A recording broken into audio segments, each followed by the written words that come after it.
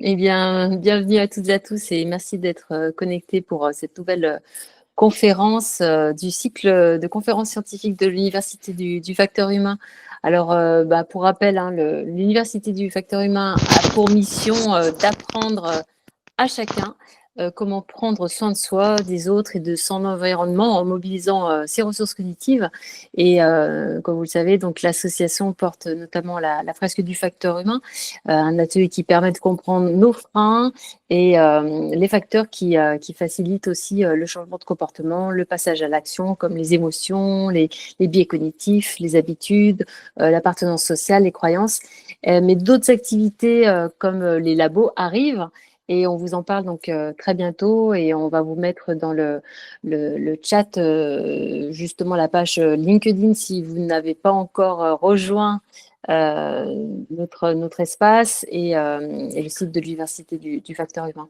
Alors nous avons l'immense plaisir de recevoir ce soir Hugo Mercier. Donc merci beaucoup d'avoir accepté notre invitation. Hugo Mercier, vous êtes directeur de recherche au CNRS, à l'Institut Jean-Nicot à Paris, docteur en sciences cognitives à l'EHESS et habilité à diriger des recherches. Vos travaux de recherche portent principalement sur le raisonnement, les processus d'influence et la vigilance épistémique dont vous nous parlerez sans doute tout à l'heure. Dans votre dernier ouvrage, Pané de la dernière pluie, paru dans la collection Quoi de neuf en sciences, vous abordez la question de comment nous évaluons les informations communiquées en fonction de leurs sources, de leur contenu. Et vous montrez d'ailleurs que nous ne sommes pas aussi crédules que nous le pensons. Et c'est ce dont vous allez nous parler ce soir. Avant que je vous passe la parole, donc n'hésitez pas, chers participants, chères participantes, à poser vos questions dans le chat et on pourra y répondre soit au fur et à mesure, soit en fin de session. Donc on a 1 heure. On termine normalement à 19 heures pour cette prise de parole de Hugo Mercier. Cher Hugo, je vous laisse la parole. Merci Sandrine pour l'introduction, merci pour l'invitation. Donc en effet, je vais vous parler de crédulité je vais commencer par exposer l'opinion à laquelle je vais m'opposer, donc qui est peut-être résumée de la manière la plus apte par Jason Brennan, donc un philosophe américain, quand il a écrit que les êtres humains sont excessivement déférents à l'autorité. Ils s'abaissent devant l'opinion uniforme. Ils sont influencés non pas tant par la raison que par le désir d'appartenance, par l'attrait émotionnel et par le sex appeal. C'est une vue, je pense, qui est partagée non seulement par un ensemble de chercheurs académiques, mais aussi par une bonne partie du public qui voit le grand public, qui voit les masses comme des moutons un peu qui peuvent être facilement influencés par la télévision, par la radio, par les journaux, par les politiciens, par les célébrités, etc. On a même donc un de nos auteurs préférés, Voltaire, qui a écrit, enfin en tout cas qui a été traduit comme ayant écrit « Celui qui peut vous faire croire à des absurdités peut vous faire commettre des atrocités ». C'est pareil, on a l'idée que si on arrive à persuader la population de croire des choses fausses, donc typiquement par exemple sur les juifs, si on est allemand en 1935, du coup ça peut amener la population à commettre des actes extrêmement graves, extrêmement coûteux pour la société dans son ensemble et pour les gens qui les croient eux-mêmes. Donc ça, c'est la position à laquelle je vais m'opposer. C'est une position à laquelle peut-être certains d'entre vous souscrivent, mais c'est la position à laquelle je vais essayer de vous montrer qu'il y a un bon nombre de données qui montrent que l'inverse, en fait, est vrai. Et plus précisément, je vais m'opposer à 3 points. Donc, le premier est que les gens sont faciles à persuader, même en masse. C'est possible, grâce au prosélytisme, grâce à la propagande politique, etc., de persuader des gens vraiment en masse, une population entière. Ce serait possible de persuader les gens parce que les gens sont plutôt incapables de juger qui croire et qui il faut croire. Les gens ne sont pas très capables n'ont pas un bon discernement, et que cela a des conséquences dramatiques car les gens acceptent des croyances fausses et ensuite donc s'engagent dans des comportements très problématiques. Voilà, je vais essayer de vous montrer que tout ça est complètement faux. Et je vais commencer par le premier point, donc cette idée que les gens seraient faciles à persuader même en masse, en examinant avec un petit peu de détail 3 des exemples emblématiques qui peuvent faire penser les gens qu'en effet c'est possible de convaincre les masses assez facilement. L'exemple de la propagande dans un régime autoritaire, je prends le cas du régime nazi en particulier, l'exemple des campagnes politiques aux États-Unis et l'exemple de la publicité. Donc, la propagande nazie est peut-être l'exemple le plus fameux dans le sens négatif de propagande politique et d'influence, enfin de quelque chose qui est perçu comme une influence de masse. Et pendant longtemps, les chercheurs qui ont étudié la propagande nazie se sont concentrés sur le contenu de la propagande nazie. C'est toujours le cas d'une certaine manière. Donc, essayer de comprendre voilà, comment, de quoi parlait la propagande nazie, comment les messages étaient diffusés. Et en fait, peu de chercheurs, pendant longtemps, se sont posé la question de l'efficacité de la propagande nazie. À quel point est-ce qu'elle a réussi à convaincre la population allemande? Et un des premiers historiens à faire ce travail a été Jan Kershaw un article publié en 83, dans lequel il s'appuie sur un ensemble de sources historiques, donc soit des journaux, des journaux, des journaux personnels, des autobiographies, et beaucoup de rapports d'opinion publique qui étaient des documents qui avaient été commandités par le parti nazi pour essayer d'avoir une idée de ce que ressentait la population allemande. Donc, ils ne pouvaient pas juste demander à Ipsos de faire un sondage, donc ils avaient mandaté une organisation particulière au sein du parti nazi pour faire ce travail et pour essayer d'anticiper des révoltes, par exemple, potentielles. Et ce que conclut Kershaw de son examen de ces documents historiques est que la propagande nazie a largement échoué, sauf lorsqu'elle pouvait s'appuyer sur un consensus existant, confirmer des valeurs existantes et soutenir des préjugés existants. En gros, quand les gens étaient déjà d'accord avec ce que disait la propagande passait, mais c'était le seul cas dans lequel la propagande semblait être acceptée par la population. Donc, plus récemment, des chercheurs ont utilisé des méthodes plus quantitatives pour essayer de tester les conclusions de Kershaw. En particulier, Maya Adena et ses collègues ont utilisé la proximité avec les tours de diffusion de signaux radio afin de tester l'efficacité de la propagande nazie. Donc, en effet, la radio était à l'époque le moyen de propagande le plus important. Et du coup, les gens qui étaient situés, qui s'habitaient par hasard en fait à côté d'une tour de radio étaient exposés à beaucoup plus de propagande que les gens qui étaient hors de portée des tours. Et on peut ainsi mesurer si le fait d'être à côté d'une tour de radio et donc d'être exposé à plus de propagande nazie a un effet, par exemple, sur les actes antisémites, donc la dénonciation de juifs, etc. Et ce que cette étude a montré, c'est qu'en effet, il semble que la propagande nazie a parfois stimulé des actes antisémites, mais seulement dans les régions allemandes qui étaient déjà extrêmement antisémites et qui l'étaient depuis des siècles souvent, et qu'à l'inverse, dans les régions qui n'étaient pas antisémites, cette propagande a plutôt un effet, l'effet inverse. Donc ce que ça suggère, en fait, c'est que les gens qui étaient déjà antisémites se sont sentis soutenus, et en effet, à juste titre, par le gouvernement, et ça leur a permis d'agir sur des croyances antisémites qui étaient préalables, mais l'antisémitisme n'a pas été créé de toutes pièces par la propagande. Et on a même, en fait, surtout après Stalingrad, après que quand le mal en point de l'armée allemande devient assez clairement visible, on a des rapports de l'agence de renseignement nazi, donc qui est vraiment dans l'objet. C'est un organe du parti nazi qui est chargé de dire aux dirigeants de la propagande nazie, comme Goebbels, à quel point la propagande est efficace. Et on peut lire dans un de ces rapports: notre propagande rencontre partout un rejet au sein de la population, car elle est considérée comme fausse et mensongère. Et en effet, les Allemands, en masse, préféraient se tourner et risquer leur vie pour se tourner et écouter la BBC, qui leur donnait des informations plus fiables que leur propre radio. Je pourrais multiplier les exemples. En fait, on trouve des phénomènes similaires, même si parfois un peu moins bien étudiés, dans le cas de la propagande staliniste, dans le cas de la propagande même en Corée du Nord. Donc, c'est quelque chose qui n'est pas propre à la propagande nazie. On retrouve un peu les mêmes patterns partout. Le deuxième exemple, un peu plus léger quand même globalement, est celui des campagnes politiques américaines. Donc, vous le savez peut-être, c'est sûrement des sommes astronomiques sont dépensées par les citoyens américains et par les entreprises américaines pour financer les campagnes des politiciens, jusqu'à 4 milliards, je crois, en 2020. Donc, ça prend la forme de porte-à-porte, d'appels téléphoniques, de publicité à la télé, de tracts, etc., etc. Et depuis 20 ans environ, les politistes américains ont essayé de mesurer précisément l'impact de ces stratégies de campagne. Et pour cela, ils font des expériences. Bien entendu, on ne peut pas juste demander à un politicien de faire campagne dans la moitié, par exemple, d'un État donné. Donc, ce que font les politistes à la place, c'est prendre les différents districts électoraux d'un État et en sélectionner la moitié au hasard. Et dans la moitié de ces districts électoraux, ils vont faire un peu plus de porte-à-porte, ils vont faire un peu plus d'appels téléphoniques, ou ils vont faire un peu plus de tracts, etc. Donc, la campagne va être un peu renforcée par rapport à l'autre moitié dans laquelle on aura moins de tout ça.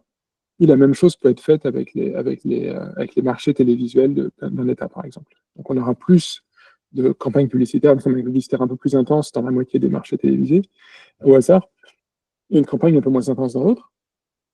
Et étant donné que les résultats électoraux sont connus au niveau du district, on peut savoir si les gens qui ont été exposés à plus de porte-à-porte, à plus d'appels téléphoniques, à plus de publicité télévisuelle, ont en effet plus de chances de voter pour le candidat qui a été soutenu par ces campagnes. Donc le meilleur travail qu'on a là-dessus, c'est un papier maintenant qui a quelques années, qui recense toute la littérature existante à ce sujet, donc toutes les expériences qui ont déjà été conduites, et qui ajoute même quasiment 10 expériences que les chercheurs ont conduites eux-mêmes. Et donc sur la base de cette cinquantaine d'expériences, ce que concluent les chercheurs est que la meilleure estimation des effets du contact et de la publicité de la campagne sur le choix des candidats, donc à quel point est-ce que ça marche, à quel point est-ce que tous ces porte-à-porte, etc., a un effet, donc la meilleure estimation de cet effet est nulle. Donc en moyenne, le fait de faire un peu plus de pub, un peu plus de porte-à-porte, etc., semble avoir des effets tellement faibles qu'ils sont impossibles à mesurer. Donc ça, c'est les conclusions globales des politistes sur l'effet des campagnes politiques, sur l'effet des campagnes politiques. Typiquement pour ce qui est des grosses élections. Donc là, c'était une étude, dans l'étude dont je viens de parler, c'est une étude qui portait sur les élections importantes, donc les élections présidentielles, les élections parlementaires. Et typiquement, les campagnes vont avoir des effets très très modestes.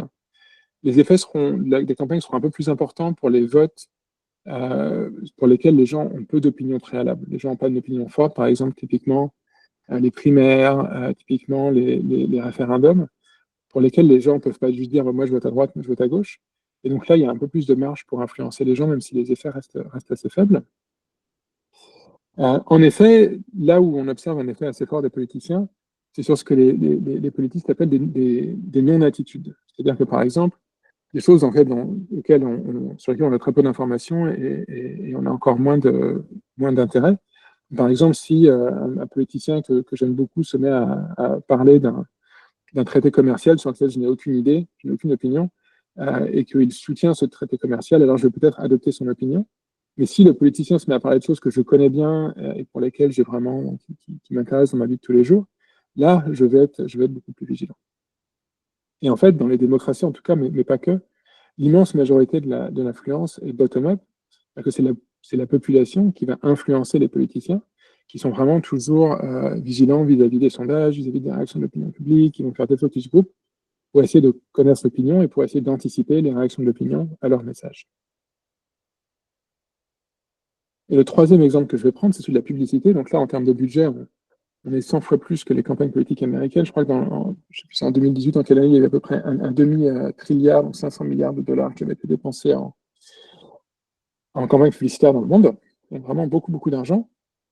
Mais l'effet des campagnes publicitaires est globalement assez mal étudié. Donc, vu les sommes qui sont impliquées, c'est un peu surprenant, mais comme on va le voir, il y a peut-être des raisons pour lesquelles les publicistes n'ont pas trop envie de savoir à quel point ça marche.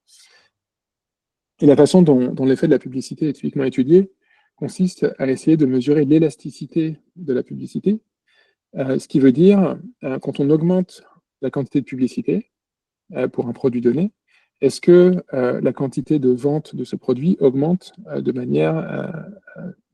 manière similaire?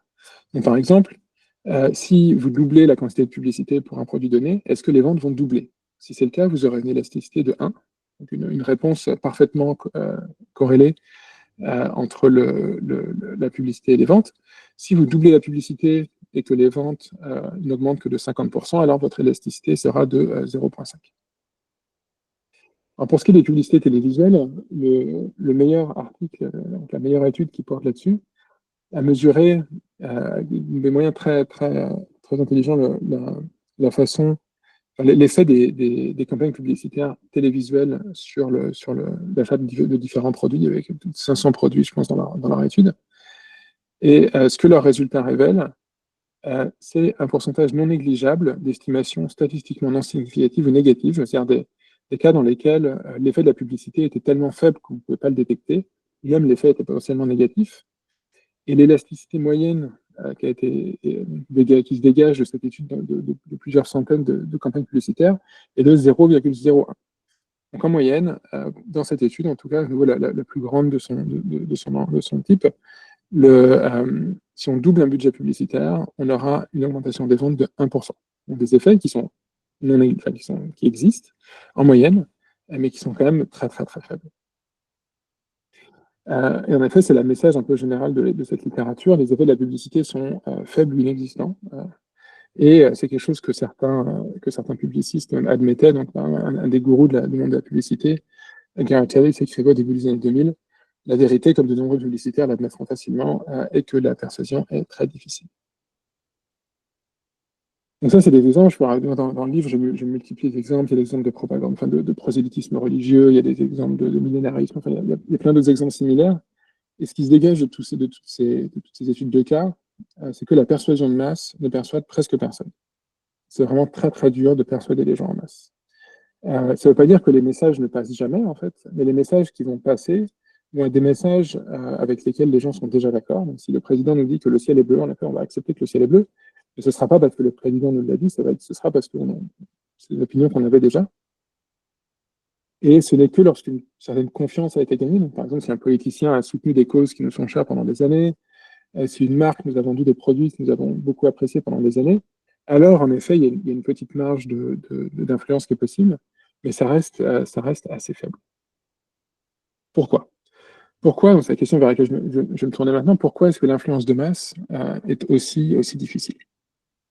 La réponse que je suggérais, c'est que les humains, donc nous avons des mécanismes cognitifs, des mécanismes psychologiques sophistiqués, donc, qu'on avait appelé initialement des mécanismes de vigilance épistémique, mais que je préfère appeler maintenant des mécanismes de vigilance ouverte pour mettre l'accent sur le fait euh, que ce sont des mécanismes dont la fonction est à la fois de rejeter des informations qui pourraient nous être néfastes, des informations fausses, mais aussi d'accepter les informations justes que les autres peuvent nous communiquer. Donc, parfois, en effet, on se trompe et on a intérêt à changer d'avis en fonction de ce que nous disent les autres. Donc la façon dont ces mécanismes vont fonctionner est que lorsque quelqu'un nous dit quelque chose, la première chose qu'on va faire, sans s'en rendre compte, en fait, dès qu'on comprend un message communiqué, c'est d'évaluer la plausibilité du contenu, étant donné nos croyances préalables. Donc, par exemple, si Johanna vous dit vous devriez acheter ce téléphone, si vous avez déjà une opinion sur ce téléphone, si c'est un modèle dont vous pensez que ce n'est pas un très bon téléphone, votre réaction initiale va toujours être de rejeter ce que dit, par défaut, de rejeter ce que dit Johanna. Donc on compare tout ce qu'on lit et tout ce qu'on nous dit à ce qu'on a en tête, et si ça colle pas, on va avoir tendance à rejeter. Heureusement, on est capable de surmonter cette réaction par défaut, parce que des fois c'est nous qui nous trompons, et peut-être qu'en fait Johanna a raison, et c'est un bon téléphone. Et donc nous allons prêter attention à un certain nombre d'indices qui peuvent nous amener à accepter l'information communiquée. Par exemple, si Johanna est quelqu'un qui s'y connaît beaucoup, enfin, si Johanna est quelqu'un qui a eu ce téléphone pendant un an, donc a priori, elle sait si c'est un bon téléphone ou pas. Peut-être que Johanna est quelqu'un qui est très compétente, qui est experte en téléphone portable. Peut-être que Johanna est une bonne amie à nous, plutôt que quelqu'un qui essaie de nous vendre quelque chose. Peut-être que tous nos amis ont acheté le même téléphone et ils en sont tous très contents, ce qui serait un bon indice que c'est un bon téléphone. Ou peut-être que Johanna peut nous expliquer en détail pourquoi ce téléphone est aussi bon, pourquoi sa batterie dure longtemps, ça a une très bonne caméra, etc. Une très bonne appareil photo, etc. Donc quand on a ces indices-là, on peut se dire, en effet, dans ce cas-là, peut-être que je devrais changer d'avis. Peut-être que la personne qui me parle est quelqu'un à qui je devrais faire confiance, à quelqu'un qui a de bons arguments. De nombreuses études en psychologie ont montré qu'en effet, les humains adultes sont tout à fait capables et à même de prendre ce genre d'indices en compte pour évaluer les informations qui leur sont communiquées, ce qui n'est pas très surprenant. Ce qui est plus intéressant peut-être un peu plus surprenant, c'est que c'est aussi vrai de très jeunes enfants, de manière moins fine que les adultes, mais d'une manière quand même étonnamment apte. De très jeunes enfants, donc parfois même des enfants de 1 mois, de 1 an ou de 18 mois, vont être capables de prendre en compte certains de ces indices afin d'évaluer des informations, de savoir s'il vaut mieux faire confiance à Jean qu'à Paul, ou s'il faut accepter une information ou la rejeter. Donc là, je vais vous montrer simplement des petites coches vertes dans des âges pour lesquels il a été montré que cet indice est pris en compte par les enfants. Donc, par exemple, dès l'âge de 1 an et demi, les enfants vont plus, ou même peut-être plus tôt en fait, les enfants vont plus avoir tendance à accepter l'information de quelqu'un qui est compétent que de quelqu'un qui est incompétent. Les enfants vont plus avoir tendance à accepter l'information de quelqu'un qui est gentil que de quelqu'un qui est méchant.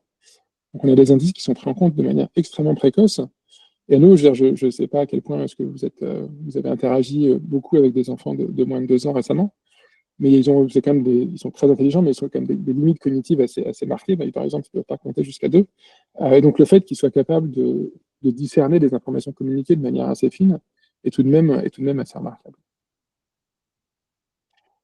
Donc, généralement, ce qui se passe, c'est que quand on a ces informations, donc quand on parle à quelqu'un qu'on connaît, par exemple, donc on connaît la compétence de la personne, on sait dans quel domaine cette personne s'y connaît, on sait que si c'est quelqu'un qui a plutôt intérêt à nous donner des informations fiables ou pas, on a le temps d'échanger des arguments. Quand on a tout ça, alors les informations fiables ont tendance à se répandre. Les gens vont changer d'avis, les gens vont s'adapter, les gens sont capables d'entendre des points de vue différents dans ces conditions. À l'inverse, quand on n'a pas ces informations, qu'est-ce qui se passe? Donc, par exemple, si typiquement dans une situation où vous voyez une pub à la télé, il y a un politicien qui fait un discours, vous voyez une pub dans le métro, vous ne savez pas en fait exactement si la source de cette information est bien informée, vous n'avez jamais rencontré le politicien, vous ne savez pas qui a fait la pub, vous soupçonnez que les intérêts du politicien ou des publicitaires ne sont pas vraiment alignés avec les vôtres, vous n'avez pas le temps, vous n'avez pas l'opportunité d'échanger des arguments avec cette personne. Et donc, ce qui va se passer, c'est que nous allons par défaut rejeter les informations euh, qui vont aller contre nos croyances préalables, contre ce que nous croyons avant d'être exposés à de nouvelles informations. Donc, c'est une forme de scepticisme rationnel, en fait. C'est-à-dire que tant qu'on n'a pas de bonnes raisons de changer d'avis, on va avoir tendance à conserver nos croyances précédentes. Donc ça, c'est vrai en général, mais clairement, on peut pas nier que dans certains cas, les gens se font un petit peu avoir. Donc les gens acceptent des croyances fausses. Enfin, je ne pense pas vraiment qu'ils se fassent avoir, mais les gens ont de facto, les gens croient à des théories du complot, les gens croient à des fausses rumeurs, les gens croient parfois à certaines fausses informations. Donc ça, on ne peut pas nier que ça existe. Et j'ai pas, malheureusement, je ne peux pas vraiment expliquer en profondeur pourquoi est-ce que ce genre d'information parfois réussit à passer outre ces mécanismes de vigilance ouverte. Mais le second point important que je veux faire, c'est que même si parfois ces informations fausses vont se diffuser, en général, c'est moins grave que ce qu'on pense. Et ce qui permet d'expliquer aussi pourquoi ces informations tendent à se diffuser, dans le sens où si on acceptait des informations régulièrement qui nous amenaient à sacrifier toutes nos économies ou à s'attaquer à nos amis ou à nos partenaires, ce sera vraiment très, très problématique. Alors que si les informations qu'on accepte, les informations fausses que l'on accepte, ont typiquement que des effets assez modestes, alors c'est un peu plus compréhensible que les gens puissent commettre ce genre d'erreur. Alors là, c'est un argument en fait que c'est un peu technique, mais que la plupart des croyances fausses qui se diffusent culturellement, qui se diffusent par la communication, sont des croyances réflexives. Et je vais juste illustrer en fait ce que j'entends par réflexif, par opposé à intuitif, par le biais d'un exemple. Et donc peut-être que certains d'entre vous ont entendu parler d'une rumeur qui avait beaucoup qui a beaucoup circulé en tout cas aux États-Unis durant la campagne présidentielle de 2016 entre Clinton et Trump, selon laquelle des enfants jeunes étaient torturés et violés dans la cave d'une pizzeria qui se trouve dans la banlieue de Washington. Et si on en croit les sondages à l'époque, on avait quasiment la moitié des Trump voters, enfin des gens en gros des républicains potentiels, et même une partie des gens qui disaient vouloir voter Clinton, qui croyaient que quelque chose comme Pizzagate, donc Pizzagate, c'était le nom de cette rumeur, étant donné que c'était une pizzeria dans laquelle les enfants étaient censés être abusés. On a quand même un tiers, en gros, des Américains qui sont censés croire à quelque chose un peu comme ça, donc c'est des dizaines de millions de personnes. Donc on se dit, bon, c'est dramatique, c'est une croyance qui est complètement fausse, il n'y a vraiment aucun fondement à cette croyance. On a des dizaines de millions de personnes qui y adhèrent, c'est quand même grave. Et c'est parmi les assez nombreuses théories du complot qui circulent, celle-ci avait fait particulièrement du bruit, car ce jeune homme, Edgar Madison Walsh, a décidé un jour de venir de Virginie jusqu'à Washington, c'est pas très loin, avec son fusil d'assaut, et d'essayer de libérer les enfants. Donc il attaque la pizzeria, il tire même quelques coups de feu au plafond, et donc il exige que les enfants soient libérés, qu'on lui montre cette cave pour s'assurer qu'elle est vide. Donc là, bon, il est rapidement arrêté, je pense qu'il est sorti de prison, mais il est mis en prison pour plusieurs années. Et d'une certaine manière, on peut imaginer que cette personne avait une croyance intuitive que des enfants étaient en effet abusés, violés, torturés dans cet endroit. et que par ailleurs, bien entendu, la police était corrompue, donc on ne peut pas juste appeler la police de Washington pour leur dire d'aller arrêter les gens. Et d'une certaine manière, en fait, les actions de Edgar Madison Wells sont cohérentes avec ses croyances. C'est-à-dire que si il se trouve que vous êtes armé et que vous pensez que on inflige des choses horribles à des enfants pas très loin de chez vous, aller essayer de libérer les enfants est plutôt noble. Et c'est à la fois logique et moral comme action. En fait, c'est plutôt un comportement cohérent. En fait, là, ça nous paraît complètement fou parce qu'on sait que la croyance est fausse. Mais si on essaie de se mettre dans l'épaule de quelqu'un qui croirait vraiment que c'est vrai, alors c'est plutôt quelque chose de logique. À l'inverse, une réaction qui était... Donc ça, c'est la seule personne à avoir fait ça. Ils ne sont pas deux, il y en a une seule à avoir fait ça. À l'inverse, on a des centaines de revues, une étoile sur le site de cette pauvre pizzeria, qui disent comme celle-ci, par exemple, que la pizza était était pas du tout assez cuite. Et il y avait des professionnels, des hommes professionnels au bar qui avaient l'air d'être des réguliers, qui n'arrêtaient pas de regarder mon fils et les autres enfants qui étaient au restaurant. C'est clair que je ne vais pas revenir et je commence à me dire que les théories du complot à propos de cette place, à propos de cet enfant sont vraies. Donc là, on a un comportement qui est beaucoup plus fréquent, mais qui est, pour la peine, complètement absurde. Imaginez suspecter que dans cette pizzeria, il y a des enfants dans la cave qui sont en train de se faire torturer. Et je me dis, moi, je vais amener mon fils là. Et ensuite, ma réaction va être de mettre une revue une étoile en commençant par noter que les pizzas ne sont pas assez cuites. Bien entendu, c'est un comportement qui est à des kilomètres de la croyance réelle, d'imaginer un petit peu ce que serait de croire réellement, profondément, intuitivement, que des enfants sont en train de se faire abuser, violer dans cet endroit. C'est un comportement qui est complètement indécent. Mais c'est le comportement de la majorité des gens. En fait, donc la majorité des gens qui se sont comportés, qui ont fait quelque chose en relation avec cette croyance liée au Pizzagate, c'était beaucoup plus ce genre de comportement purement verbal, plutôt qu'un comportement potentiellement coûteux, comme le fait d'aller essayer de libérer les enfants.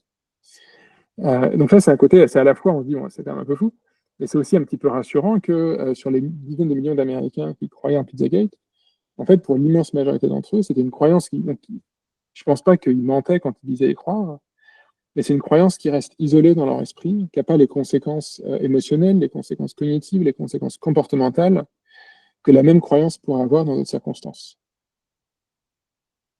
Un autre exemple intéressant de contraste entre une croyance intuitive et une croyance réflexive est les théories du complot. Donc, prenez le cas des lanceurs d'alerte. Donc, un lanceur d'alerte, quelqu'un qui a vu que son patron détruisait les documents, quelqu'un qui a vu que son patron harcelait toutes les femmes au travail. La réaction typique des gens qui sont des lanceurs d'alerte potentiels, c'est qu'ils ont peur pour leur travail, et s'ils sont dans des circonstances pas très bonnes, ils peuvent avoir peur même pour leur vie. Euh, ils ont peur de comment vont réagir leurs collègues, et typiquement, ils disent rien. Donc c'est très dur de faire parler les lanceurs d'alerte, il faut leur donner plein de garanties qu'il ne va rien leur arriver. Donc c'est quelque chose, voilà, des gens qui savent qu'il y a un vrai complot, qui savent que quelque chose de vraiment pas bien est en train de sourdir. Ces gens-là, leur réaction naturelle, c'est d'avoir peur et de se taire. À l'inverse, les gens qui croient aux théories du complot, donc aux complots qui n'existent pas typiquement, ceux-là ont tendance à, au contraire, à le crier sur les toits, ils vont partager leur théorie du complot sur Twitter, ils vont parler à leurs amis, ils vont faire des blogs à l'époque des blogs. Et donc là, on a un comportement qui est, pour une croyance qui se ressemble en fait dans ces deux cas, dans les deux cas, on a des gens qui croient qu'il y a un complot. Mais la différence entre les gens qui ont eu des vraies preuves, en fait, qui ont vu avec leurs yeux, par exemple, qu'un complot était en train de sourdir, donc la réaction de ces gens-là, à nouveau une réaction typiquement de peur et de silence, est complètement différente de la réaction des gens qui ont entendu parler d'un complot selon lequel la CIA a orchestré le 11 septembre ou des choses comme ça. Et typiquement, ils n'ont aucune inhibition à en parler, alors que s'ils étaient cohérents, s'ils pensaient que la CIA était suffisamment puissante pour orchestrer le 11 septembre, clairement, ils ne devraient pas dire ça à des gens, parce que sinon ils vont se faire tuer. Donc je vais passer sur cet exemple-là. Et je vais vous donner un dernier exemple, parce que c'est un exemple sur lequel j'ai travaillé pas mal et qui est assez amusant. Un exemple dans lequel on pourrait se dire que le fait d'avoir une croyance fausse a des conséquences assez graves et assez coûteuses. C'est le cas des théories des humeurs. Vous avez peut-être entendu parler des théories des humeurs, c'est des théories qui ont été développées par d'abord par les chercheurs de l'école d'Hippocrate, enfin par les médecins de l'école d'Hippocrate, ensuite en particulier par Galien, le médecin gréco-romain. Donc, selon cette théorie des humeurs, la santé et la maladie sont déterminées par l'équilibre entre quatre humeurs. Donc, il y a le flegme, la bile noire, la bile jaune et le sang. Et donc, il y a des déséquilibres. Si toutes les humeurs sont équilibrées, tout se passe bien. S'il y a un déséquilibre entre les humeurs, on va être malade, on ne va pas être en forme. Et une manière typique de retrouver un équilibre entre les humeurs, ça va être de pratiquer la saignée. Donc, vous avez, j'imagine, entendu parler de la saignée. Donc, l'idée d'aller faire couler un peu de sang chez quelqu'un, soit en tant que prophylactique, soit plus typiquement en tant que moyen de guérir un ensemble de maladies différentes. Et donc, la saignée, en fait, la saignée, c'est globalement pas une très bonne idée de pratiquer la saignée. Donc, par exemple, quand George Washington a commencé à souffrir d'une infection à la gorge en l'hiver de 1799, c'était une espèce de figure quasiment divine à l'époque aux États-Unis. Donc, les meilleurs médecins, bien entendu, du pays sont appelés à son chevet. Et les médecins vont leur donner de la saignée. Donc, on va saigner jusqu'à 2,5 litres de sang de George Washington, donc à peu près la moitié de son sang. Donc, George Washington, qui est un grand gaillard plutôt solide, va finir par mourir de manière pas complètement choquante. Et donc là, on peut se dire, alors c'était qu'un exemple, mais ce qui a tué le plus de gens, sûrement, c'est quand ils mettaient tous les gens qui étaient malades dans un même endroit pour essayer d'avoir une espèce de quarantaine. Et ensuite, ils pratiquaient de la saignée sur toutes ces personnes-là, avec le même scalpel, en fait, et sans le nettoyer, parce qu'ils n'avaient pas encore la théorie des germes. Donc voilà, c'est pas une bonne idée, globalement. Et on peut se dire, bon, là, on a un cas dans lequel cette croyance dans la théorie des humeurs, a un effet très important sur la population par le fait que ça suggère qu'il faut faire de la saignée, et la saignée, à son tour, va tuer les gens. Et en fait, on travaille là-dessus avec des collègues, et en fait, si vous parlez de ça, par exemple, à un anthropologue, il va vous détromper immédiatement, parce qu'en fait, il n'y a pas que les gens qui ont entendu parler de Hippocrate, ou de Galien, ou d'autres auteurs antiques qui pratiquent la saignée, mais au contraire, en fait, donc ça, chaque point rouge est une culture une culture humaine dans laquelle la saignée a été documentée. En fait, dans à peu près au moins un tiers des cultures humaines qui ont été étudiées, les gens pratiquent la saignée. S'ils ne pratiquent pas la saignée, ils vont pratiquer quelque chose d'équivalent. Ils vont donner aux gens des laxatifs, ils vont leur donner des émétiques, ils vont pratiquer la sudation. Donc en fait, c'est quelque chose de très intuitif, pour des raisons que je pourrais expliquer pendant la question si vous voulez, qui ne sont pas complètement comprises d'ailleurs. Mais en tout cas, il se trouve que même si vous n'avez aucune idée de la théorie des humeurs, si vous ne savez pas même pourquoi vous pratiquez la saignée, les chances sont que vous allez pratiquer une forme de saignée, quelle que soit la culture dans laquelle vous vous retrouvez. Donc, ce que ces résultats suggèrent, c'est que l'idée de faire couler un peu de sang à une fin thérapeutique est une pratique intuitive que les gens, à nouveau pour des raisons qui ne sont pas triviales, mais que beaucoup de gens semblent trouver intuitivement être une bonne idée. Et qu'en fait, les théories qui vont justifier, les théories qui sont liées à cette pratique, comme la théorie des humeurs, ne sont pas des théories qui ont créé la pratique, mais à l'inverse, sont des théories qui ont été développées pour justifier cette pratique dans une culture dans laquelle c'était de plus en plus important d'avoir des pratiques qui pouvaient être défendues sur la place publique. Et l'effet des croyances explicites, dans ce cas-là, la théorie des humeurs, par exemple, sur la pratique, il n'est pas complètement nul. Donc, par exemple, l'idée de faire couler beaucoup de sang, l'idée de parfois de faire une prise, de faire couler le sang spécifiquement à l'avant-bras, sont des choses qui dérivent un peu plus de la théorie. Et globalement, le principe de faire de la saignée, c'est pas quelque chose qui a été inventé ou causé par Galien ou d'autres chercheurs, d'autres médecins antiques. Et pour donner un autre exemple un peu similaire et plus contemporain, l'exemple de la vaccination. Donc là, ce que vous voyez, c'est un ensemble de graphes qui dépeignent les attitudes vis-à-vis de la vaccination, en particulier est-ce que les gens pensent que la vaccination est sûre ou non, et sans danger ou non, dans tout un ensemble de pays. Les courbes bleues, donc là, c'est l'évolution au cours du temps. La courbe bleue représente les gens qui n'ont pas trop d'avis, en fait, qui ne savent pas trop s'ils pensent si la vaccination est sûre ou pas. La ligne rouge représente les gens qui sont sûrs que la vaccination est mauvaise. Et la ligne verte représente les gens qui sont sûrs que la vaccination est sûre. Enfin, pardon, il n'y a pas de danger. Et donc on voit par exemple que malheureusement la France est le mauvais élève du monde un petit peu en termes d'opinion vaccinale. C'est un peu triste pour le pays de Pasteur. Et ce qu'on voit également, en fait, c'est que dans tous les pays, il y a une proportion de gens qui n'est pas du tout négligeable, qui est souvent presque 50% de gens qui ne sont pas complètement sûrs que les vaccins sont sûrs. Et on a une petite minorité de gens, de l'ordre typiquement de 2, 3, 4%, et qui sont vraiment très fortement opposés à la vaccination. Donc là, et ça, en fait, il n'y a pas de sondage il y a pas de sondage dans les années 1800, mais on observe une opposition aussi forte, si ce n'est plus forte, dès que la vaccination ou l'inoculation commence à être introduite de manière obligatoire en Angleterre au milieu du 19e. Donc, dès qu'on a la vaccination, dans tous les pays, on va avoir une espèce d'opposition. Mais les raisons que les gens invoquent pour défendre cette opposition à la vaccination varient complètement d'un pays à l'autre. Vous avez sûrement entendu parler du fait que les vaccins causent l'autisme, ou en France, par exemple, un truc typique, c'est que l'aluminium, qui est quelque chose qui est ajouté au vaccin pour faciliter l'effet du médicament, va créer des problèmes, que le vaccin contre l'hépatite B va créer de la sclérose en plaques. Et après, donc ça, c'est les trucs un peu européens. Après, il y a plein de variations dans le monde, que ça va rendre les gens stériles, que ça cause la microcéphalie, que ça cause le sida. Bref.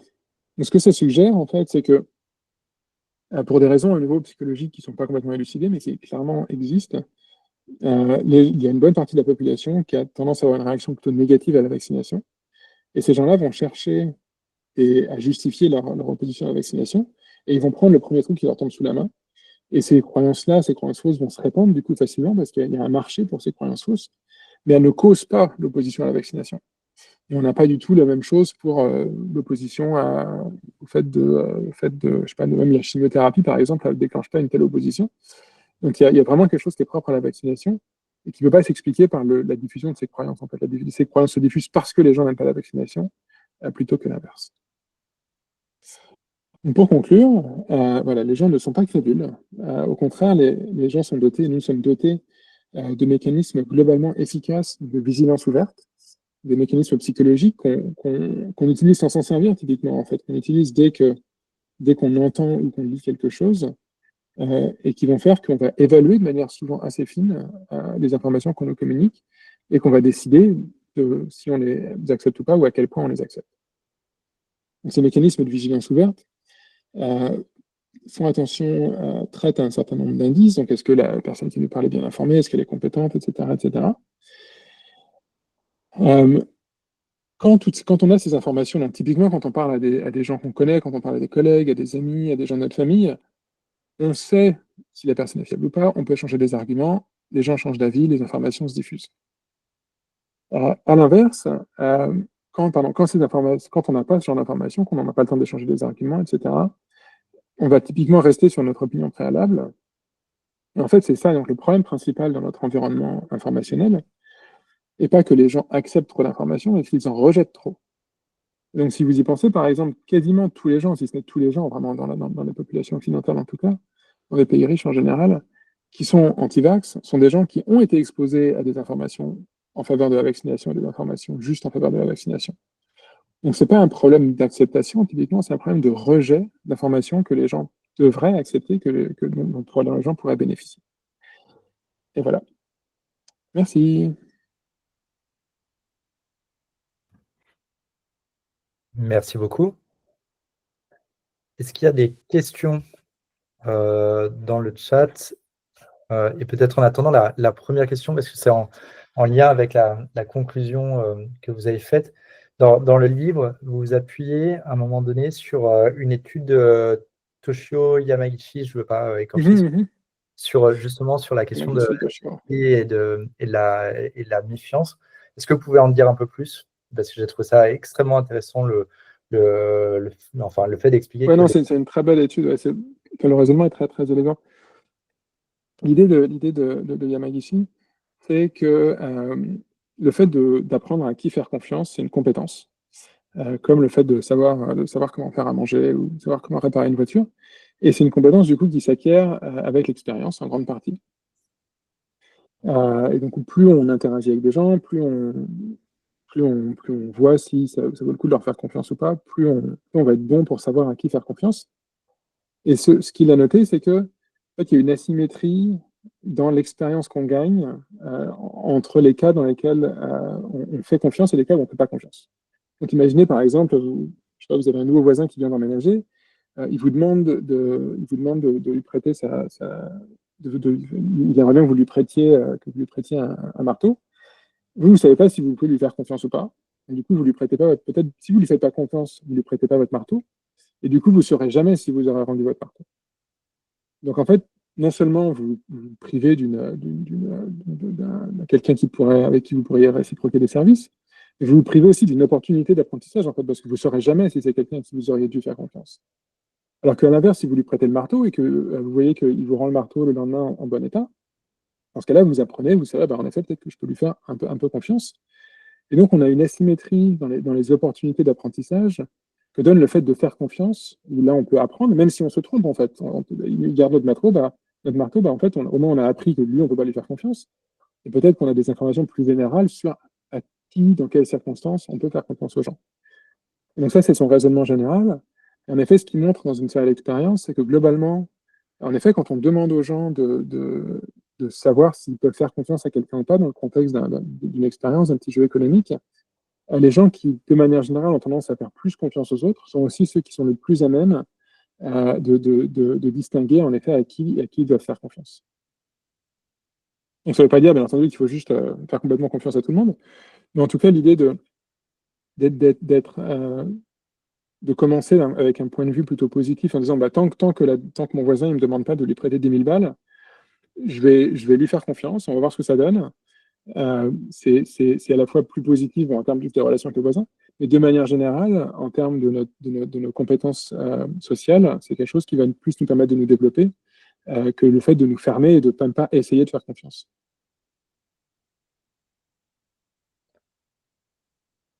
Je donne la parole aux autres personnes. Est-ce qu'il y a quelqu'un qui aurait une question dans l'audience? Oui, moi j'ai une question. Chanaise et puis après Antoine. Vas-y, Chanaise. Okay. Merci. En fait, je me demandais, est-ce que les croyances réflexives, je ne suis pas sûre d'avoir compris, est-ce que c'est un peu comme une représentation d'une croyance ou une représentation d'une autre représentation? En fait, j'ai cru comprendre que la personne, à ce moment-là, elle avait conscience d'accepter une certaine représentation du monde. Par exemple, la femme qui rédige l'avis sur Google par rapport à la pizzeria, en fait, c'est un peu comme si elle acceptait de croire, elle accepte de croire car elle a envie de diffuser une info et elle accepte en fait cette croyance sur la pizzeria parce qu'elle veut expliquer peut-être le comportement des gens qui ont regardé son enfant. Oui, alors, typiquement, je pense que en effet, les gens qui ont des croyances réflexives vont être des gens pour qui le fait d'avoir cette croyance joue un rôle social. En fait, ça va leur permettre de justifier des vies. Donc, par exemple, l'exemple de la vaccination, je pense que la plupart des gens qui croient un peu plus loin que la vaccination a des chances la vaccination MMR en particulier a des chances de créer de l'autisme, sont des gens pour qui ça permet de justifier une réaction plutôt instinctive négative vis-à-vis de la vaccination. Donc c'est une croyance qu'ils ont, mais qui est un petit peu coincée dans un morceau de leur tête, qui ne va pas avoir vraiment beaucoup d'effets sur leur comportement, à part leur comportement communicatif. En fait, c'est des choses, ils vont parler aux autres, parce qu'ils ont envie que les autres pensent que leur résistance, que leur hésitation vis-à-vis de la vaccination est quelque chose de justifié. Donc, en effet, c'est le seul comportement avec lequel ces croyances vont interagir vont être des comportements plutôt communicatifs. Et sinon, elles vont être un petit peu isolées dans notre tête, ce qui est plutôt bien, hein, parce que si les gens devaient croire à fond à toutes les croyances fausses qu'ils ont, je pense qu'on serait un peu dans le caca. Mais du coup, c'est ça un petit peu l'hypothèse. Antoine? Oui, écoutez, merci beaucoup pour cette présentation, c'était passionnant. Merci. Moi, ça m'a interpellé, je pense que c'était aussi le sens de cette présentation sur le côté la publicité marche pas, et en particulier sur le côté électoral. Je trouve que on a eu beaucoup de publicité ces dernières années sur des scandales, par exemple, comme Cambridge Analytica, qui démontrent un peu ouvertement, en cas qui revendiquent presque cet effet-là. Et j'étais curieux d'avoir votre opinion là-dessus. Est-ce que vous avez mentionné la notion d'attitude? Est-ce que c'est pas des effets statistiques, donc c'est-à-dire que ça marche pas pour tout le monde, mais donc est-ce que disons, le talent de ces dispositifs, c'est d'aller cibler des individus qui ont des attitudes qui ne sont pas formés sur des questions et de les faire changer d'avis. Enfin, voilà, je voulais savoir si vous Oui, avez non, c'est une très bonne question. là-dessus. Cambridge Analytica en particulier, le consensus chez les gens qui ont regardé ça, c'est que ça n'a vraiment eu aucun effet. Ça a juste c'était vraiment complètement du flanc du début à la fin. Là où il y a des gens qui étaient crédules, en fait, c'est des gens qui ont payé pour utiliser Cambridge Analytica, donc eux, ils se sont fait un peu avoir quand même. Mais typiquement, les gens n'ont pas des très bonnes intuitions sur ce qui va marcher.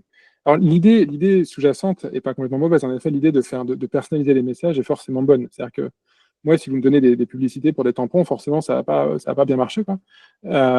Donc, l'idée de personnaliser les messages politiques ou les messages commerciaux, forcément, est une bonne idée à la base. Eux, ils voulaient le faire en essayant de prendre en compte la psychologie, la personnalité des gens pour leur donner des messages qui allaient coller. Et ça marchait juste pas. Par ailleurs, en fait, même si ça avait marché, et il y a des cas, en effet, qui ont été démontrés dans lesquels, par exemple, des publicités ciblées vont fonctionner un peu mieux. Les effets, donc on a une petite augmentation d'un effet qui, à la base, est déjà très faible. Donc, en effet, ça marche un tout petit peu mieux, pas beaucoup mieux, et l'effet, à la base, est déjà pas très important. Donc, c'est pas ça qui a changé les gens en masse. Comme Cambridge Analytica, c'était juste une arnaque. Mais de manière générale, c'est pas ça qui va faire changer les gens d'avis en masse. Donc voilà. Après, c'est vrai que la question de pourquoi est-ce qu'il y a des gens qui acceptent ça, enfin qui croient suffisamment pour le payer est intéressante. Donc c'est ma croyance réflexive à moi qui me pousse à croire en ça. Oui, non, mais ce qui est marrant, c'est qu'on voit, vous avez complètement raison, et on voit que en effet, on est beaucoup, on a fait des enquêtes un peu là-dessus, il y a beaucoup de gens qui se disent, bon, quand même, les gens, ils sont quand même assez crédules et tout. Mais là où on voit un petit peu que c'est une croyance réflexive, c'est que on va pas aller voir quelqu'un dans la rue et dire, ah bah, tu vas pas me passer 10 000 balles. Ce sera vraiment, je pense que, tu vois, moi, je suis un super conseiller. Enfin, tu vois, si tu me passes 10 000 balles, je te les rends demain, je t'aurai 15 000 euros. On fait pas ça. On sait que les gens vont nous prendre pour un arnaqueur. Donc, même si on se dit, ah bah, en fait, les gens, ils sont quand même assez crédules et tout, notre comportement ne reflète pas du tout cette croyance, finalement. Fabienne, Merci beaucoup. qui a levé la main. Alors, ton micro est coupé, Fabienne. Ouais. Ouais. Oui, merci, bonsoir à tout le monde. Moi, ma question, elle était sur les indices dans la vigilance ouverte. Donc, c'était savoir, est-ce que il y a vraiment besoin de checker un peu tous les indices, ou il y en a qui sont prédominants, ou il y a des profils de personnes pour qui ils vont mettre plus d'importance sur tel et tel indice. Donc, voilà, un peu. Non, c'est une très bonne question. Ça dépend vraiment des contextes, en fait. C'est-à-dire que et on est fort pour s'adapter au contexte. Donc, par exemple, si vous jouez au poker avec des amis, donc c'est des mecs de votre famille, c'est des gens avec qui vous faites complètement confiance sur plein de choses, et vous vous mettez à jouer au poker, tout d'un coup, vous ignorez complètement tout ce qu'ils vous disent. Voilà, ils bluffent, enfin, c'est des conneries. Donc, on est capable de, parce que là, on sait que dans le contexte d'un jeu de poker, c'est un jeu à somme nulle, on a vraiment juste intérêt à gagner. Et du coup, on peut clairement pas faire confiance aux autres. On sait, à nouveau, au sein des membres de notre famille, qui s'y connaît dans quel domaine. Donc, il n'y a pas un indice qui est prépondérant, ça va vraiment dépendre de la situation et des situations dans lesquelles, en fait, il n'y a pas beaucoup de variations d'expertise, tout le monde s'y connaît un peu, tout ce qui compte, c'est est-ce que la personne est quelqu'un qui veut mon bien ou pas. Et il y a des questions, par exemple, si je veux décider de quelle est la formule atomique du sel, il faut juste que je parle à un chimiste, en fait. Ce n'est pas une question de qui est-ce qui est gentil ou pas, c'est vraiment une question de qui est-ce qui a l'expertise requise. Donc, il n'y a pas de règle générale, en fait. C'est vraiment quelque chose qui dépend des contextes et les gens sont assez bons pour s'adapter à ça. Yoram, qui lève la main. Ouais, merci beaucoup, c'est très éclairant. Alors moi, j'ai arrêté de jouer à la diplomatie à la première partie parce que c'était trop impossible pour moi de trahir mes amis. C'est dur. Et l'apprentissage de la confiance et de la vigilance ouverte, ça me fait beaucoup penser. Moi, j'ai une soixantaine d'années au moment où les jeunes consultants ont commencé à passer leur vie dans Google et à ramener d'un PhD sur un sujet avec la même chose qu'un truc d'un journaliste obscur. Donc je trouve que c'est très intéressant de se dire que c'est une compétence qu'on apprend et qui grandit avec l'âge. Ma question c'est est-ce que vous avez débattu et comment avec des gens comme Guillermo d'Ampoli sur les ingénieurs du chaos et est-ce que c'est une croyance réflexive en fait que ça nous rassure de nous dire qu'il y a des gens qui manipulent les foules plutôt que de se dire que les foules sont vraiment connes quand elles votent pour le Brexit C'est une très bonne question. C'est une très bonne question. Je pense qu'il y a un côté. En effet, il y a un côté un peu rassurant. On se dit plutôt que de se dire il y a la moitié des Américains qui sont quand même un peu racistes, ou qui ont des opinions qui sont vraiment très très différentes des miennes. Ils ont tous été manipulés par Fox News. Il y a un côté un petit peu rassurant. Il y a aussi un côté un petit peu où c'est... Donc, il y a un aspect... il y a un raisonnement mathématique sous-jacent qui est pas inexact, dans le sens où quand on voit que plein de gens partagent la même croyance fausse, les chances que plein de gens aient exactement la même croyance fausse et qu'ils l'aient développée indépendamment les uns des autres est faible. Donc forcément, on se dit, bon, voilà, si par exemple, si on prend un exemple, à l'époque où donc Trump contestait les résultats d'élection, et voilà, il y a quelqu'un en Géorgie qui a brûlé 10 000 votes. Si on a plein de personnes qui croient en cette chose particulière, clairement, c'est parce qu'ils ont tous entendu de Trump ou de Fox News ou de quelqu'un d'autre. Et donc on se dit, là, en effet, forcément, c'est juste qu'ils ont tous été influencés par Fox News. Ce qu'on oublie, c'est que chaque personne avait en fait une raison indépendante de faire confiance à Trump, de faire confiance à Fox News. Donc en effet, on a raison sur le fait que cette croyance-là particulière, elle a été, en effet, les gens ne l'ont pas inventée, elle vient de quelque part. Mais la tendance que les gens ont à aller chercher ce genre d'informations et à les accepter, elle, c'est quelque chose que chacun a développé indépendamment au cours de son expérience personnelle, en fonction de l'expérience que les gens ont eu avec la politique, avec d'autres choses au cours de leur vie.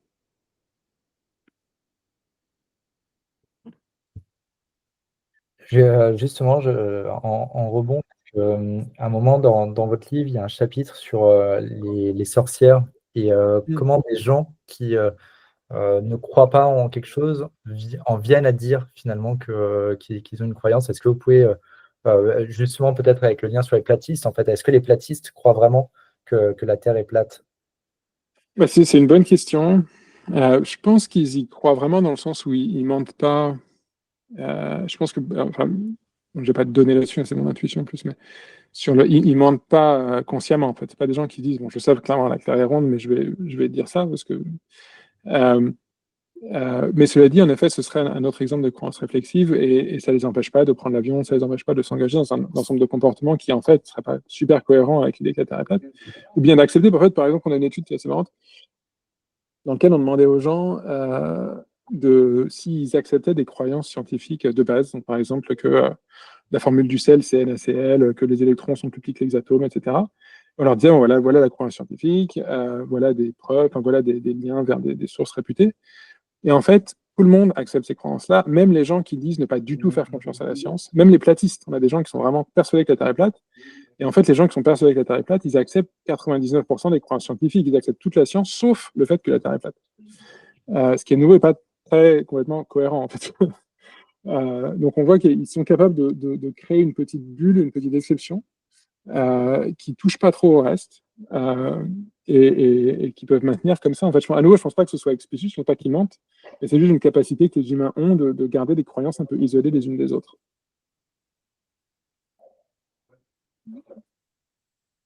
Je vois qu'il y a d'autres personnes qui ont des mains levées, je ne sais pas si... Bénédicte peut-être, puis Sandrine.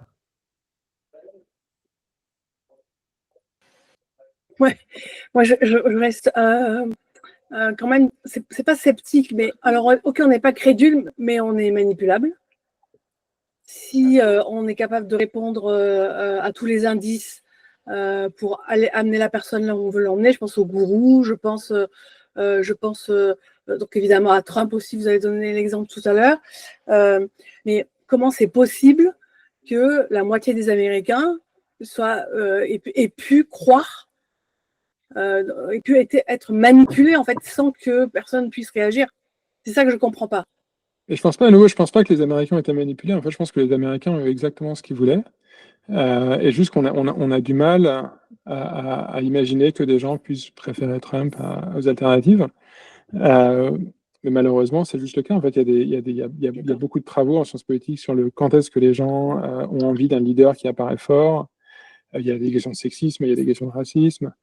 Il y a des questions que les gens ont des très mauvaises intuitions sur l'économie et sur quelles sont les bonnes politiques économiques. Il y a, donc, il y a aussi enfin, donc, Trump est très très fort pour jouer la carte du populisme, dans le sens où on le voit quand il fait des discours, en fait. Il sait dire les choses que les gens ont envie d'entendre, y compris si ça, et encore mieux si ça viole des normes de politesse, des normes morales qui sont bien établies. Donc c'est vraiment un populiste, en fait. C'est quelqu'un qui n'a pas manipuler les gens. En fait, malheureusement, les gens voulaient quelqu'un comme lui. Et le fait est que on retrouve des gens un peu similaires à lui qui émergent dans plein de pays différents. C'est Ouais. parce qu'il y a une demande. Il y a une demande pour ce genre de. Après, le fait que lui ait été élu, c'est lié à des complexités du système américain, du fait qu'il n'y ait que deux partis, du fait que les primaires républicaines. Enfin bon, le fait qu'il se soit retrouvé au pouvoir, c'est un peu un accident d'une certaine manière. Mais le fait qu'il y ait 30% de la population, disons un peu moins, qui veut quelqu'un un peu comme ça, c'est quelque chose qu'on retrouve un peu partout, qu'on retrouve au cours de l'histoire. Donc ça varie en fait. Est-ce que c'est 20%, est-ce que c'est 30%? Mais il y a des gens qui aiment bien les gens comme ça en fait. Et c'est juste un fait de la psychologie humaine qui est malheureusement. On a besoin de protection de celui qui est tout en haut de la pyramide. Ok, bon. Ouais, il y a quelque d'accord. chose comme ça. Ouais. Puis, le fait que enfin, il y a cette idée populiste qu'il y a des élites qui nous manipulent, etc. Que nous, on veut quelqu'un qui ne vient pas de ce milieu-là. Et d'un côté, même si Trump, en effet, il vient extrêmement de ce milieu, il est très très riche, etc., il a quand même signalé de manière honnête que ce n'était pas un politicien comme les autres. En fait, il s'est mis tous les autres politiciens à dos. Il se comporte de manière horrible. Dès qu'il sera plus président, plus personne ne va l'inviter nulle part. Donc, il a envoyé des signaux honnêtes qu'en effet, il n'était pas comme les autres, qu'il n'allait pas respecter les règles que les autres respectent. Et c'est ce qu'il fait.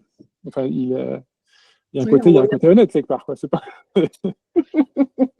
Ok, merci Hugo.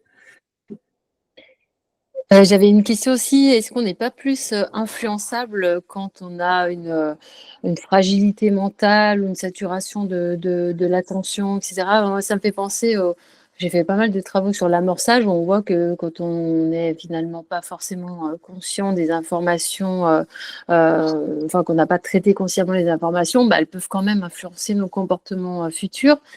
Et du coup, je me dis que, parce que je pense aussi aux personnes âgées qui se font peut-être un peu plus influencer, parce que quand on commence à être, qu'on a peur, qu'on est un peu plus saturé au niveau informationnel, etc., et ça peut pas être des conditions optimales pour influencer.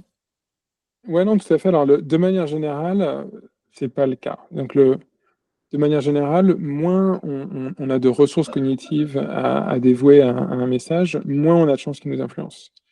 Donc, en effet, la perception subliminale ou des effets de planning ou d'amorçage, ils existent, mais ils sont. Enfin, la perception subliminale, non, ça vraiment pour la peine aucun effet, mais les effets d'amorçage existent, ils sont très modestes et ils engagent jamais un comportement vraiment important ou coûteux. En fait, c'est des effets qui sont vraiment marginaux.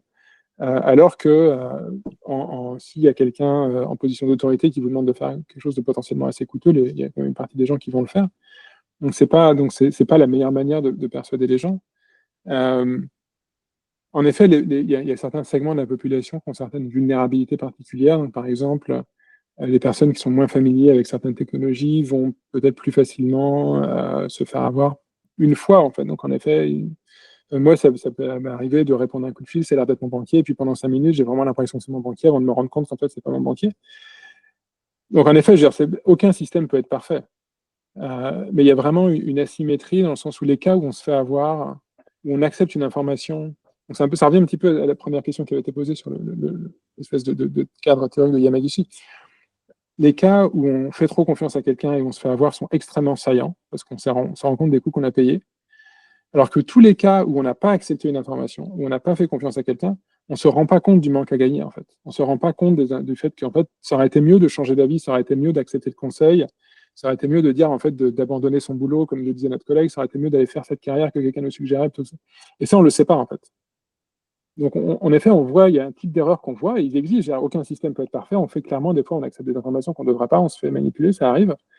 Mais c'est extrêmement saillant, alors que tous les cas où, à l'inverse, on ne se fait pas influencer, et on devrait, ces cas-là, on a tendance à ne pas les voir. Et je pense qu'ils sont beaucoup, beaucoup, beaucoup plus fréquents. Merci. Merci beaucoup. Est-ce qu'il y a une dernière question avant de vous laisser dîner? Laetitia. Oui, peut-être y a-t-il des outils de mesure de culture dans les organisations, oui, mesure de tendance, enfin comment on peut évaluer si une entreprise ou si une organisation a une culture anti-scientifique, par exemple. Alors, anti-scientifique, en effet, il y a des sondages, enfin, il y a des questionnaires d'opinion qui existent où on demande aux gens quelle est leur posture vis-à-vis de la science, vis-à-vis de la méthode scientifique, vis-à-vis des scientifiques. Donc ça, c'est assez facile, mais ça reste très déclaratif, disons. C'est pas, après, il faudrait faire des choses. Et puis, enfin, ça dépend des organisations, mais c'est pas forcément extrêmement pertinent pour les décisions que les gens prennent au sein de l'organisation. Je sais pas, il faudrait voir des choses au cas par cas. Juste en vitesse, pardon, je ne peux pas m'empêcher du coup sur la remarque de Bénédicte sur l'urgence. En fait, l'urgence, potentiellement, c'est le cas, mais quand il y a des sources d'informations fiables, les gens vont de manière extrêmement massive se tourner vers ces sources-là. Donc, j'ai un de mes anciens étudiants qui a fait une étude par exemple, sur quelle information les gens consommaient pendant la crise du Covid. Et il y a une augmentation de toutes les sources d'information. Donc, les gens consomment plus de fake news, ils consomment plus de sites un peu douteux, mais de manière ultra majoritaire, ils consomment plus d'informations fiables. Ils vont juste plus lire le journal, ils vont plus regarder le journal télé. Et donc, on peut se dire, ah bah, les gens consomment plus de fake news, mais en effet, ça reste ultra minoritaire. Donc, tant qu'il y a une source d'information fiable, les gens vont quand même, de manière massive, se tourner vers ça, et encore plus en cas d'urgence. En fait, la différence, surtout entre une urgence et pas une urgence, c'est quand il y a une urgence, les gens consomment des informations. Alors, en général, la plupart des gens ne consomment pas d'informations. Et quand il y a une urgence, les gens se mettent à en consommer. Parmi celles qui consomment plus, il y aura aussi des mauvaises. Mais globalement, quand des bonnes informations sont disponibles, c'est celles-ci qui vont consommer.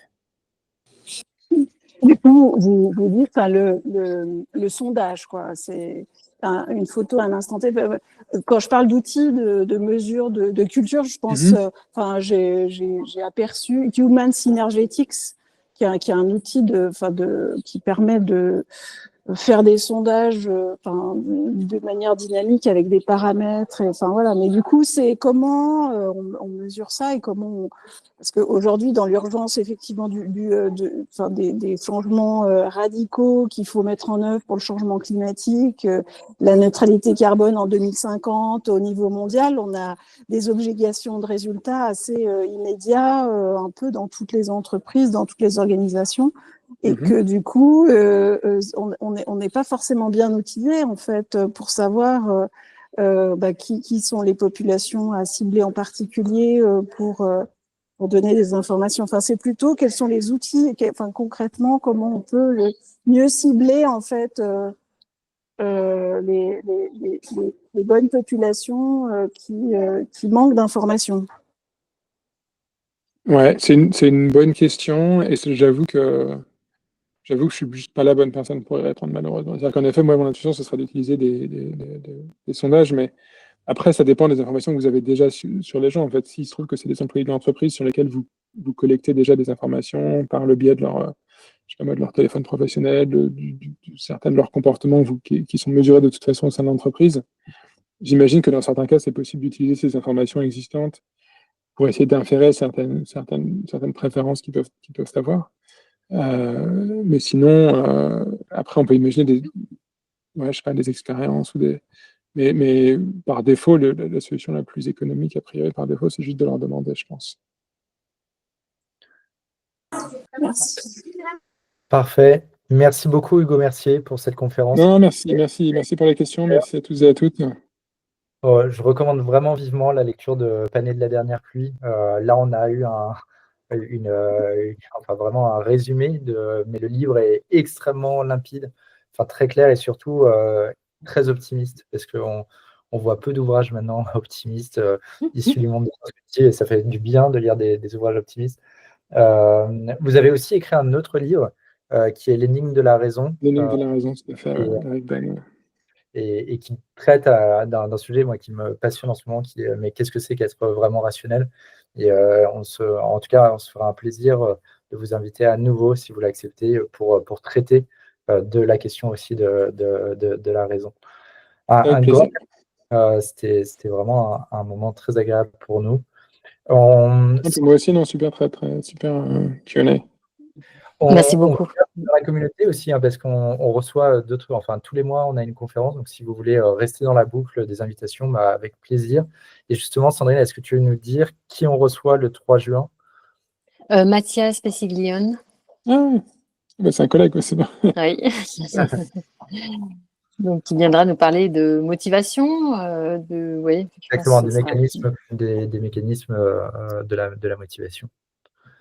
Un grand merci à vous et à Merci, merci à Merci tout le beaucoup, monde. merci. Bonne soirée. Bonne merci. soirée, au revoir. À Merci. bientôt, au Merci, revoir. au revoir.